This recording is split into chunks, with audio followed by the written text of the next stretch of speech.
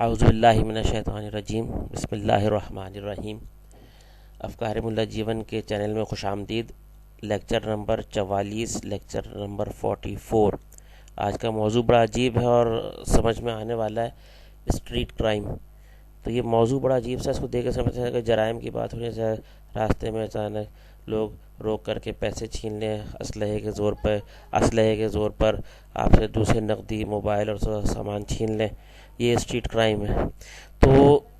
یہ street crime تو سب کے سمجھ میں آتا ہے، مگر اگر یہاں پر جو ہمارے چینل کا مقصد ہے کہ کامن سینس کو بیدار کرنا، کامن سینس کو سامنے لانا، تو ان چیزوں پر غور کرنے کی ضرورت ہے کہ یہ تو ہم سمجھتے ہیں، مگر یہ نہیں سمجھتے کہ راہ چلتے ہوئے اچانک پولیس والا روک کے مختلف قسم سے آپ سے رشوت مانگ رہا ہے اور آپ کو اس طریقے سے تنگ کر رہا ہے، تو یہ بھی کیا ہے، یہ بھی ایک اسٹریٹ کرائم کی ایک شکل ہے۔ ٹھیک ہے، اسی طرح آپ کسی دکان پہ سامان لکھا ہوا ہے 10% دوائیوں پر ڈسکاؤنٹ، میں جب دوائیں لے لی، پھر اس کو دیکھا تو اس میں کچھ چیزوں پہ ڈسکاؤنٹ ہے، کچھ چیزوں پہ ڈسکاؤنٹ نہیں، تو کہا کہ یہ فلاں دوائیاں ہیں، ان پر ڈسکاؤنٹ نہیں ہوتا ہے، فلاں پر۔ تو یہ بھی ایک طریقے سے آپ سے اسٹریٹ کرائم کے ہی مرتکب ہو رہے ہیں لوگ۔ اسی طریقے سے اور جگہ ناپ تول میں کمی کر کے، پیٹرول پمپ ہیں اور جتنی چیزیں جہاں آپ سے ناپ تول میں کمی کر کے آپ سے پیسے پورے لے کے چیزیں کم دیں، یہ بھی اسٹریٹ کرائم ہی میں شمار ہوتے ہیں۔ معاملات، اخلاقیات، معاشرت میں بے قاعدگیاں لوگوں سے کرنا، لین دین میں، یہ سارے ہمارے اسٹریٹ کرائم ہے، جس کی رپورٹ کسی تھانے میں کرانا ممکن نہیں۔ یہ ساری چیزیں ہم کسی تھانے میں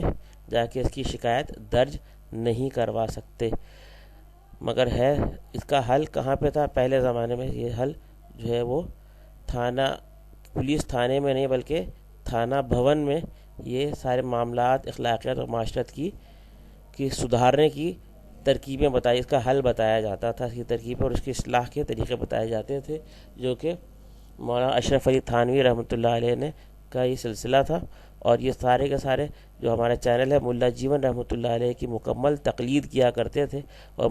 اس کو اگر ٹھنڈے دل سے غور کیا جائے تو ملا جیون رحمۃ اللہ علیہ جس طریقے سے دہلی کی جامع مسجد میں نماز پڑھایا کرتے تھے اور دیگر اعمال و افکار ان کے تھے، انہی تمام اعمال و افکار کی تقلید یہاں ملا جیون رحمۃ اللہ علیہ کی یہ ساری مکمل تقلید تھانہ بھون میں مولانا اشرف علی تھانوی رحمۃ اللہ علیہ نے بھی اسی کو قائم رکھا۔ اور ہم ان تمام علماء کرام کو اور تمام بزرگان دین کو ہم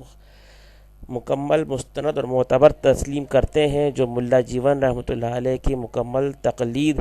کو اپنا شعار بنایا ہوا ہے۔ جیسے ان کے معمولات تھے، جیسے سڑکوں پر ان کا کوئی کسی قسم کی رکاوٹ اور جلوس والا معاملہ، کبھی کوئی مذہبی جلوس نکالنا ملا جیون رحمۃ اللہ علیہ سے ثابت نہیں تھا، اور دیگر اعمال و افکار